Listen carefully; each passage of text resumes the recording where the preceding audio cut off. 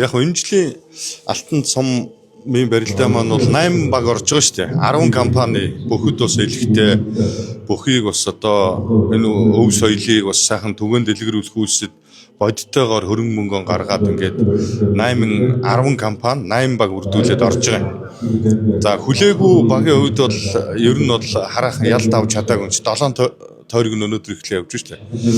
5 хожигдолтой байгаа баг واخгүй юу? Тэгээ Хэрээ тэгээд компани байгаа Баян Улгийн аймгийн бүхийн одоо өлгийн өвчтөнд дэвжээний тэргүүн Нурбек гэж залуу бас баг үрдүүлж орсолдоо. Тэгээд жоохон хариуцлагагүй хандсан гэдэг дээр юм олон нийтийн шүүмжил бас гарч ирээд дөрвөн бүхийн 5 гарааны 5 барилдах хэвээр байтал дөрвөн бүх нэг бүх дутуу барилдсан. За барилдсан барилдаануудаа хийтүүхгүй барилдаж одоо нэгч даваа авч чадсангүй гэдэг ийм шүүмжлэл явж байна. Зүйтэй бас зүй ёсны сүмжил байгаа гэж ойлгож. Үндсний энэ алтан цомын барилдаан чи өмнө нь бол одоо хоёр болсон нь бол нутаг нутгаараа аймагаараа хийдэг байсан. Тэгээ нөгөө нутгийнхх үзлийг бас дэврэглээ гэдэг ийм зүйлч бас олон нийт тунд байсан учраас энэ жилийн энэ алтан цомын барилдаан бол нутаг ус гэхгүйгээр бас энэ олон компаниуд бай шагналын хувьд ч бас нэлээд өндөр бооцоотой тэгээд багууд нь өөрсдөө одоо багийнхаа бүрэлдэхүүнийг сонгож бүрдүүлээд гэхдээ бол Монголын үндэсний бүхий холбооны чансаа харж одоо багаан бүрдүүлээд ингээ 8 баг оролцож байгаа маа.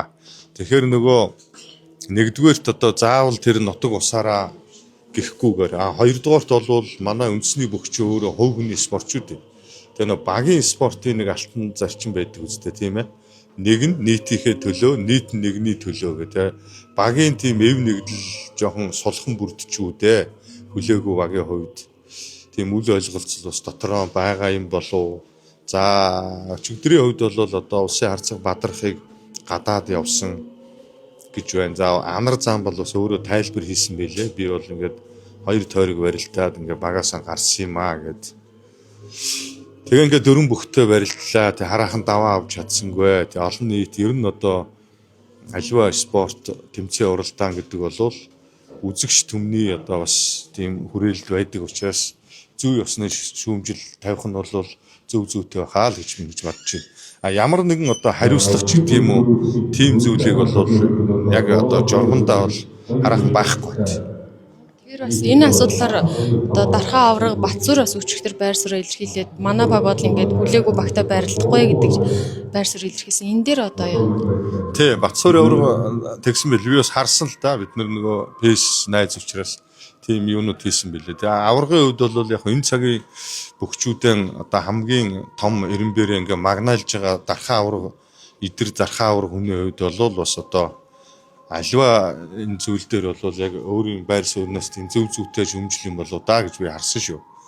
Ер нь бол тийм шүү дээ. Монгол бүхч өөрөө цолны ирэм гэж байна. Тэгээд манай энэ залуу аврагууд бол бас тийм сайхан байгаа шүү дээ. Ер нь бол шударга барилдааныг бас их эрхэмлж байна.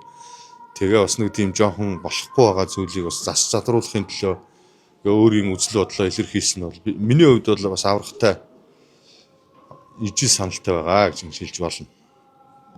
Барилдахгүй байвал ямар нэг асуудал үүсгээд энэ барилдааны яа. Тэгээ одоо сүүлийн 7 дугаар тойрог дээр тэдний хоёр таарсан байгаа хаа. Ер нь бол аврагын багч өөрөө шигшээ 4-өөр ер нь гараад ирчихэж байгаа. Хүлээгүй баг маань одоо бас энэ эрүүл шүүмжлэлийг бас хүлээж аваад 7 дугаар тойрогтой яаж бүрэлдэхүүнтэй ирэхийг бас хэлж мэдэхгүй байна л та.